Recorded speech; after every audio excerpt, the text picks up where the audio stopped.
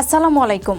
আজ বুধবার 18 ফেব্রুয়ারি 2026। আমন্ত্রণ ফ্রেন্ডলি মোবাইল প্রবাস টাইম বুলেটিনে আপনাদের সাথে আছি আমি শাহনাজ পারভিন। শুরুতেই জানাবো শিরোনাম।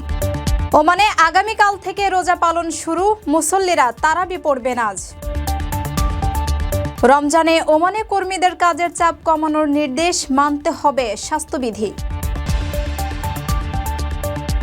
বাংলাদেশের প্রধানমন্ত্রী হলেন তারেক রহমান, ওমান সুলতানের শুভেচ্ছা বার্তা। ওমানে ড্রোন কেনাবেচা ও উড়ানো নিয়ে কঠোর বিধিনিষেধ, অমান্য করলে শাস্তি। মাস্কাট এয়ারপোর্টে বিমানের কারিগরি ত্রুটিতে আটকা 130 যাত্রী, রাতভর উৎকণ্ঠা। মালয়েশিয়ার জঙ্গলে লুকিয়েও হলো না শেষ রক্ষা, নারীসহ 4 বাংলাদেশি আটক। দর্শক দেখছিলেন শিরোনাম, এবারে পুরো খবর। ওমানে সেরা রেট দিচ্ছে বাংলাদেশি প্রতিষ্ঠান গালফ এক্সচেঞ্জ। প্রিয়জনকে টাকা পাঠাতে আজই আসুন আমাদের যে কোনো ব্রাঞ্চে অথবা কল করুন স্ক্রিনে দেয়া নাম্বারে। গালফ এক্সচেঞ্জ, বাংলাদেশিদের প্রিয় এক্সচেঞ্জ। ওমানে আগামীকাল বৃহস্পতিবার থেকে শুরু হচ্ছে পবিত্র মাহে রমজান। দেশটির ধর্ম ও ওয়াকফ মন্ত্রণালয় জানিয়েছে, চাঁদ দেখার উপর নির্ভর না করে জ্যোতির্বিজ্ঞানিক গণনার ভিত্তিতেই এবার রোজা শুরুর তারিখ নির্ধারণ করা হয়েছে। সেই হিসেবে আজ বুধবার এশার নামাজের পরপরই ওমানের মসজিদগুলোতে শুরু হবে তারাবির নামাজ। ধর্মপ্রাণ মুসল্লিরা উৎসাহ উদ্দীপনার মধ্য দিয়ে পবিত্র এই মাসটিকে বরণ করে নিতে প্রস্তুত হয়েছে। ওমানে কাল বহু আকাঙ্ক্ষিত রোজা পালন শুরু করতে যাচ্ছেন ধর্মপ্রাণ মুসলমানরা। সেই লক্ষ্যে আজ দেশটির বিভিন্ন মসজিদে এশার নামাজের পর তারাবি নামাজের প্রস্তুতি শুরু হয়েছে। চলতি বছর রমজান মাস শুরুর ঘোষণার ক্ষেত্রে চাঁদ দেখার জন্য অপেক্ষা করেনি ওমান। এবারে চাঁদ দেখার পরিবর্তে জ্যোতির্বিজ্ঞানিক গণনার ভিত্তিতেই বৃহস্পতিবার পবিত্র রমজানের প্রথম দিন নির্ধারণ করা হয়। ওমানের ধর্ম ও ওয়াকফ মন্ত্রণালয়ের জ্যোতির্বিজ্ঞান বিভাগের পরিচালক ইউসুফ বিন হামাদ আল রাহবি সংবাদ মাধ্যমকে বিষয়টি নিশ্চিত করেন। আল রাহবি জানান, চান্দ্রমাস নির্ধারণের ক্ষেত্রে জ্যোতির্বিজ্ঞান একটি বৈজ্ঞানিক ও নির্ভরযোগ্য কাঠামো প্রদান করে। তিনি স্পষ্ট করে বলেন, ওমানের এই নীতিতে নতুন কোনো পরিবর্তন আসেনি। যখন বৈজ্ঞানিক বা ভৌগোলিক কারণে চাঁদ দেখা অসম্ভব হয়ে পড়ে, যেমনটি বর্তমান পরিস্থিতিতে ঘটেছে, তখন ওমান জ্যোতির্বিজ্ঞানের উপর নির্ভর করে। তবে যখন চাঁদ দেখার সম্ভাবনা থাকে, তখন নিয়ম অনুযায়ী 29 তারিখে কমিটি বৈঠকে বসে এবং চাঁদ দেখার সাপেক্ষে ঘোষণা দেওয়া হয়। কেবল যখন চাঁদ দেখা একেবারেই অসম্ভব, তখনই আগাম ঘোষণা দেওয়া হয়। তিনি উল্লেখ করেন, গত প্রায় 13 বছর ধরে ওমান এই পদ্ধতি অনুসরণ করে আসছে। মূলত ওমান সরকার আগে থেকেই পরিকল্পনা করে রাখে যে চাঁদ দেখার সম্ভাবনা আছে কিনা। যদি গণনা অনুযায়ী দেখা অসম্ভব হয়, তবে মাস 30 দিনে পূর্ণ করা হয় এবং পর্যবেক্ষণের জন্য দল পাঠানো হয় না। আর যদি সম্ভাবনা থাকে, তবে নির্ধারিত পয়েন্টগুলোতে টেলিস্কোপ ও প্রয়োজনীয় যন্ত্রপাতি সহ পর্যবেক্ষণ দল পাঠানো হয় এবং 29 তারিখে কমিটি বৈঠকের মাধ্যমে চূড়ান্ত সিদ্ধান্ত নেওয়া হয়।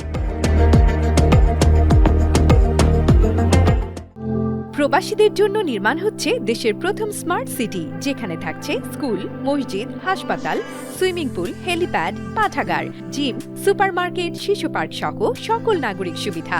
মাত্র 30 লাখ টাকা বিনিয়োগে মিলছে আকর্ষণীয় ফ্ল্যাট। প্লাটিনাম ইনভেস্টরদের জন্য ঢাকা বিমানবন্দরে ভিআইপি প্রোটোকল সুবিধা। বিস্তারিত জানতে যোগাযোগ করুন স্ক্রিনে দেয়া হোয়াটসঅ্যাপ অথবা ইমো নাম্বারে।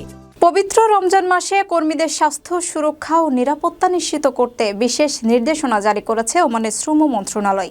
রোজা রেখে যারা রোদে বা কায়িক পরিশ্রমের কাজ করেন, তাদের কাজের চাপ ও কর্মঘণ্টা কমানোর নির্দেশ দেওয়া হয়েছে। মন্ত্রণালয় নিয়োগকর্তাদের পরামর্শ দিয়েছে যেন নমনীয় সময়সূচি বা ফ্লেক্সিবল শিডিউল চালু করা হয়। এছাড়া কর্মীদের পর্যাপ্ত ঘুম, সুষম খাবার গ্রহণ এবং কর্মক্ষেত্রে প্রাথমিক চিকিৎসার সরঞ্জাম ও ঠান্ডা পানির ব্যবস্থা রাখার উপর জোর দেওয়া হয়েছে। পবিত্র রমজান মাসে কর্মক্ষেত্রে কর্মীদের স্বাস্থ্য ঝুঁকি কমাতে ও নিরাপত্তা নিশ্চিত করতে নতুন নির্দেশনা জারি করেছে ওমানের শ্রম মন্ত্রণালয়। বুধবার প্রকাশিত এই নির্দেশনায় নিয়োগকর্তা ও কর্মীদের জন্য বেশ কিছু গুরুত্বপূর্ণ পরামর্শ দেওয়া হয়েছে। মন্ত্রণালয় জানিয়েছে, রমজানের বিশেষ পরিস্থিতি বিবেচনায় নিয়ে কর্মপরিবেশ নিরাপদ ও স্বাস্থ্যকর রাখা নিয়োগকর্তার প্রধান দায়িত্ব। এ সময় কর্মীদের শারীরিক ক্লান্তি বা অবসাদ যেন না বাড়ে, সেদিকে নজর রাখতে হবে। বিশেষ করে যারা সরাসরি রোদে বা কায়িক পরিশ্রমের কাজ করেন, তাদের কাজের চাপ ও কর্মঘণ্টা কমানোর নির্দেশ দেওয়া হয়েছে। দীর্ঘ শিফট এড়িয়ে নমনীয় সময়সূচি বা ফ্লেক্সিবল শিডিউল চালুর পরামর্শ দেওয়া হয়েছে, যাতে কর্মক্ষেত্রে মানসিক চাপ কমিয়ে আনা সম্ভব হয়। নিয়োগকর্তাদের উদ্দেশ্যে মন্ত্রণালয় আরও বলেছে, কর্মক্ষেত্রে সম্ভাব্য ঝুঁকি ও প্রতিরোধমূলক ব্যবস্থা সম্পর্কে কর্মীদের সচেতন করতে হবে। এছাড়া প্রাথমিক চিকিৎসা সরঞ্জাম ও জরুরি সেবা প্রস্তুত রাখা, হাত-মুখ ধোয়ার জন্য ঠান্ডা পানির ব্যবস্থা করা এবং ব্যক্তিগত সুরক্ষার সরঞ্জাম সরবরাহ নিশ্চিত করতে হবে। রমজান মাসে অপ্রয়োজনীয় ভ্রমণ পরিহার এবং যাতায়াত ব্যবস্থাপনায় বিশেষ সতর্কতা অবলম্বনের কথাও উল্লেখ করা হয়েছে। পাশাপাশি কর্মীদের জন্য কিছু স্বাস্থ্যবিধি মেনে চলার পরামর্শ দিয়েছে শ্রম মন্ত্রণালয়। রোজা রেখে সুস্থ থাকতে পর্যাপ্ত ঘুম নিশ্চিত করা, সেহরিতে দেরিতে ও আঁশযুক্ত খাবার খাওয়া এবং ইফতারে ক্যাফেইন বা অতিরিক্ত চিনিযুক্ত পানীয় এড়িয়ে চলার কথা বলা হয়েছে। এছাড়া নিজের কোনো দীর্ঘস্থায়ী অসুস্থতা বা নিয়মিত ওষুধ সেবনের বিষয় থাকলে তা সুপারভাইজারকে জানানোর নির্দেশ দেওয়া হয়েছে। আপনার স্বপ্নগুলো আকাশ ছুবে প্রবাসীর হেলিকপ্টারের মাধ্যমে। বিয়ে, জন্মদিন অথবা যে কোনো বিশেষ প্রয়োজনে হেলিকপ্টার ভাড়া করতে যোগাযোগ করুন স্ক্রিনে দেয়া নাম্বারে। প্রবাসীর হেলিকপ্টার, নিরাপদ ও সাশ্রয়ী বাহনের বিশ্বস্ত নাম। বাংলাদেশের একাদশ প্রধানমন্ত্রী হিসেবে শপথ নেওয়ায় তারেক রহমানকে অভিনন্দন জানিয়েছেন ওমানের সুলতান হাইতাম বিন তারিক। এক শুভেচ্ছা বার্তায় সুলতান বাংলাদেশের নবনির্বাচিত প্রধানমন্ত্রীর সাফল্য কামনা করেন এবং আশা প্রকাশ করেন যে তার নেতৃত্বে বাংলাদেশ স্থিতিশীলতা ও অর্থনৈতিক সমৃদ্ধির পথে এগিয়ে যাবে। একই সঙ্গে ওমান ও বাংলাদেশের মধ্যকার বন্ধুত্বপূর্ণ সম্পর্ক আগামীতে আরও সুদৃঢ় হবে বলে আশাবাদ ব্যক্ত করেন তিনি। বাংলাদেশের প্রধানমন্ত্রী হিসেবে শপথ নেওয়ায় তারেক রহমানকে অভিনন্দন জানিয়েছেন ওমানের সুলতান হাইতাম বিন তারিক। তিনি এক শুভেচ্ছা বার্তায় বাংলাদেশের নবনির্বাচিত প্রধানমন্ত্রীর সাফল্য কামনা করেন। শুভেচ্ছা বার্তায় সুলতান হাইতাম বাংলাদেশের জনগণের রায় নিয়ে সরকার প্রধান হিসেবে দায়িত্ব গ্রহণ করায় তারেক রহমানকে আন্তরিক মোবারকবাদ জানান। তিনি আশা প্রকাশ করেন, নবনির্বাচিত প্রধানমন্ত্রীর নেতৃত্বে বাংলাদেশ স্থিতিশীলতা বজায় রাখার পাশাপাশি অর্থনৈতিক পুনরুদ্ধারের পথে এগিয়ে যাবে। একই সঙ্গে ওমান ও বাংলাদেশের মধ্যকার বিদ্যমান দ্বিপক্ষীয় সম্পর্ক আগামীতে আরও সুদৃঢ় হবে বলেও তিনি আশাবাদ ব্যক্ত করেন। বার্তায় দুই দেশের পারস্পরিক স্বার্থ সংশ্লিষ্ট বিষয়ে একযোগে কাজ করার প্রত্যয়ও ব্যক্ত করা হয়। উল্লেখ্য, সাধারণ নির্বাচনে বিজয়ী হয়ে সরকার গঠনের পর মঙ্গলবার বাংলাদেশের প্রধানমন্ত্রী হিসেবে সাংবিধানিক শপথ গ্রহণ করেন তারেক রহমান। এর মধ্য দিয়ে তিনি দেশের 11তম সরকার প্রধান হিসেবে আনুষ্ঠানিকভাবে দায়িত্বভার বুঝে নিলেন। সুলতানের এই বার্তা ওমানের শ্রম বাজার ঘিরে বাংলাদেশের জন্য ইতিবাচক ইঙ্গিত হিসেবে দেখছেন বিশ্লেষকরা। পাশাপাশি অর্থনৈতিক সংস্কার ও পুনরুদ্ধারের যে চ্যালেঞ্জ নিয়ে নতুন সরকার যাত্রা শুরু করেছে, তাতে বন্ধু প্রতিম রাষ্ট্রগুলোর সমর্থন অত্যন্ত গুরুত্বপূর্ণ। আকর্ষণীয় রেট ও দারুণ সব ডাটা বান্ডেল পেতে আজই ব্যবহার করুন ফ্রেন্ডলি সিম। ওমানে ড্রোন কেনাবেচা ও উড্ডয়ন নিয়ন্ত্রণে কঠোর অবস্থান নিয়েছে সিভিল এভিয়েশন অথরিটি। নতুন নির্দেশনায় বলা হয়েছে, ড্রোন বিক্রি করতে হলে বাণিজ্যিক প্রতিষ্ঠানের বৈধ লাইসেন্স থাকতে হবে এবং প্রতিটি ড্রোন অফিসিয়াল এয়ার পোর্টালে নিবন্ধন করতে হবে। এছাড়া ড্রোন হস্তান্তরের আগে সার্ভ অ্যাপের মাধ্যমে মালিকানা বদল করা বাধ্যতামূলক। অনুমোদিত বিক্রেতা ছাড়া অন্য কারো কাছ থেকে ড্রোন কেনা বা অনুমোদিত উড্ডয়ন দণ্ডনীয় অপরাধ হিসেবে ঘোষণা করেছে কর্তৃপক্ষ। অবৈধ ড্রোন বিক্রি ও উড্ডয়ন নিয়ন্ত্রণে কঠোর পদক্ষেপ গ্রহণ করেছে ওমানের বেসরকারি বিমান চলাচল কর্তৃপক্ষ সিএএ। আকাশপথের নিরাপত্তা জোরদার এবং জানমালের সুরক্ষা নিশ্চিত করার লক্ষ্যে মঙ্গলবার এক বিজ্ঞপ্তিতে ড্রোন কেনাবেচা ও নিবন্ধনের ক্ষেত্রে নতুন নির্দেশনা জারি করা হয়। নির্দেশনায় বলা হয়েছে, যেসব বাণিজ্যিক প্রতিষ্ঠান ড্রোন বিক্রি করবে তাদের অবশ্যই বৈধ লাইসেন্স থাকতে হবে এবং অনুমোদিত বিধিমালা মেনে চলতে হবে। লাইসেন্সপ্রাপ্ত বিক্রেতাদের প্রতিটি ড্রোন অফিসিয়াল এয়ার পোর্টাল প্ল্যাটফর্মে নিবন্ধন করতে হবে। শুধু তাই নয়, ড্রোনটি ক্রেতার কাছে হস্তান্তরের আগে সার্ভ অ্যাপের মাধ্যমে আনুষ্ঠানিক মালিকানা ক্রেতার অ্যাকাউন্টে স্থানান্তর করতে হবে। সিএএ ক্রেতাদের শুধুমাত্র অনুমোদিত বিক্রেতাদের কাছ থেকে ড্রোন কেনার পরামর্শ দিয়েছে। বিজ্ঞপ্তিতে সতর্ক করে বলা হয়েছে, অনুমোদিত চ্যানেলের বাইরে ড্রোন কেনাবেচা বা উড্ডয়ন ওমানের আইনে দণ্ডনীয় অপরাধ। যারা এই নিয়ম লঙ্ঘন করবে তাদের বিরুদ্ধে কঠোর আইনি ব্যবস্থা নেওয়া হবে বলেও হুঁশিয়ারি দিয়েছে কর্তৃপক্ষ। কারিগরি ত্রুটির কারণে ওমানের মাস্কাট আন্তর্জাতিক বিমানবন্দরে আটকা পড়ে চরম ভোগান্তির শিকার হয়েছেন এয়ার ইন্ডিয়া এক্সপ্রেসের ১৩০ জন যাত্রী। মঙ্গলবার রাতে মাস্কাট থেকে নয়াদিল্লিগামী ফ্লাইটটি ৫ ঘন্টারও বেশি সময় বিলম্বিত হয়। দফায় দফায় সময় পরিবর্তন করায় যাত্রীদের মধ্যে ক্ষোভ ও হতাশা দেখা দেয়। অনেক যাত্রী তাদের পরবর্তী কানেক্টিং ফ্লাইট মিস হওয়ার আশঙ্কায় রাতভর বিমানবন্দরে উৎকণ্ঠার মধ্যে সময় পার করেন। কর্তৃপক্ষ যাত্রীদের খাবারের ব্যবস্থা করলেও অনিশ্চয়তা কাটেনি দীর্ঘক্ষণ। কারিগরি ত্রুটির কারণে ওমানের মাস্কাট আন্তর্জাতিক বিমানবন্দরে আটকে পড়েছেন এয়ার ইন্ডিয়া এক্সপ্রেসের ১৩০ জন যাত্রী। মঙ্গলবার রাতে মাস্কাট থেকে নয়াদিল্লিগামী ফ্লাইটটি ৫ ঘন্টারও বেশি সময় বিলম্বিত হওয়ায় চরম ভোগান্তিতে পড়তে হয় যাত্রীদের। দফায় দফায় ফ্লাইটের সময় পরিবর্তন এবং অনিশ্চয়তার কারণে বিমানবন্দরে অপেক্ষমান যাত্রীদের মধ্যে ক্ষোভ ও হতাশা দেখা দেয়। এয়ার ইন্ডিয়া এক্সপ্রেসের IX-164 ফ্লাইটটি মঙ্গলবার রাত 11:30টায় মাস্কাট থেকে ছেড়ে যাওয়ার কথা ছিল, কিন্তু যাত্রীদের প্রথমে জানানো হয় অপারেশনাল কারণে ফ্লাইটটি পিছিয়ে রাত 1:30টায় নির্ধারণ করা হয়েছে।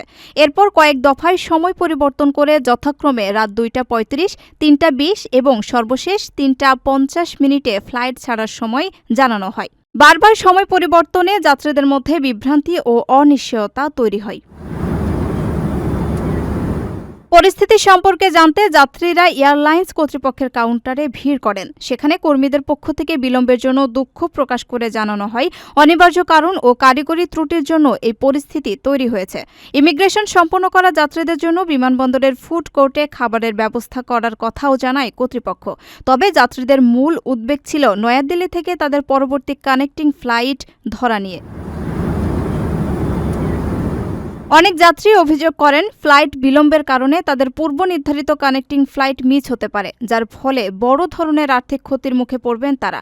শেষ মুহূর্তে নতুন টিকিট কেনা অত্যন্ত ব্যয়বহুল উল্লেখ করে এক যাত্রী প্রশ্ন তোলেন, এই ক্ষতির দায় কে নেবে? এয়ার ইন্ডিয়ার একজন কর্মকর্তা জানান, ভুক্তভোগী যাত্রীদের সহায়তা করতে নয়াদিল্লিতে একটি বিশেষ ট্রাভেল ডেস্ক স্থাপন করা হয়েছে। তবুও গুরুত্বপূর্ণ কাজ ও মিটিং মিস হওয়ার শঙ্কায় রাতভর বিমানবন্দরে উৎকণ্ঠার মধ্য দিয়ে সময় পার করতে হয় যাত্রীদের।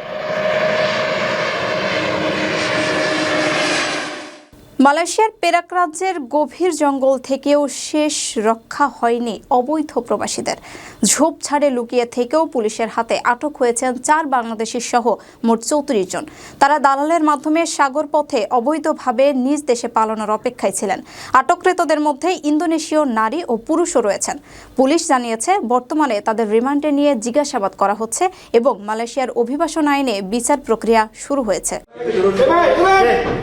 মালয়েশিয়ার জঙ্গল থেকে 4 বাংলাদেশি সহ মোট 34 জন প্রবাসীকে আটক করেছে দেশটির পুলিশ।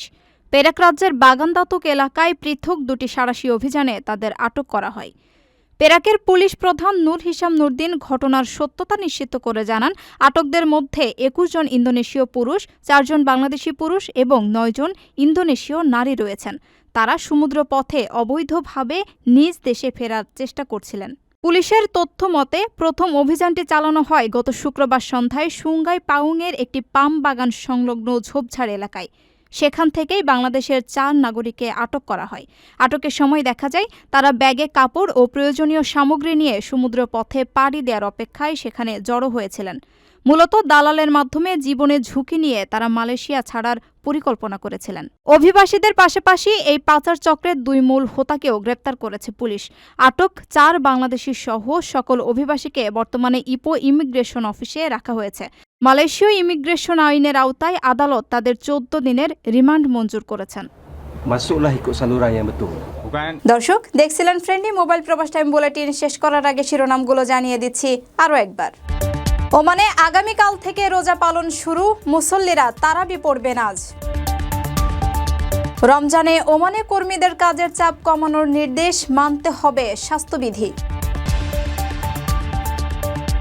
বাংলাদেশের প্রধানমন্ত্রী হলেন তারেক রহমান, ওমান সুলতানের শুভেচ্ছা বার্তা।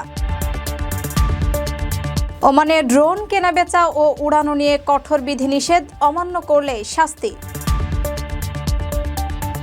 মাস্কাট এয়ারপোর্টে বিমানের কারিগরি ত্রুটিতে আটকা 130 যাত্রী, রাতভর উৎকণ্ঠা। মালয়েশিয়ার জঙ্গলে লুকিয়েও হলো না শেষ রক্ষা, নারীসহ 4 বাংলাদেশি আটক। এই ছিল ফ্রেন্ডলি মোবাইল প্রবাস টাইম বুলেটিনের আজকের আয়োজনে। প্রবাসের সর্বশেষ সংবাদ পেতে ভিজিট করুন probastime.com, সাবস্ক্রাইব করুন আমাদের ইউটিউব চ্যানেল, চোখ রাখুন ফেসবুক পেজে। পরবর্তী বুলেটিন দেখার আমন্ত্রণ জানিয়ে আজকের মতো বিদায় নিচ্ছি আমি শাহনাজ পারভিন।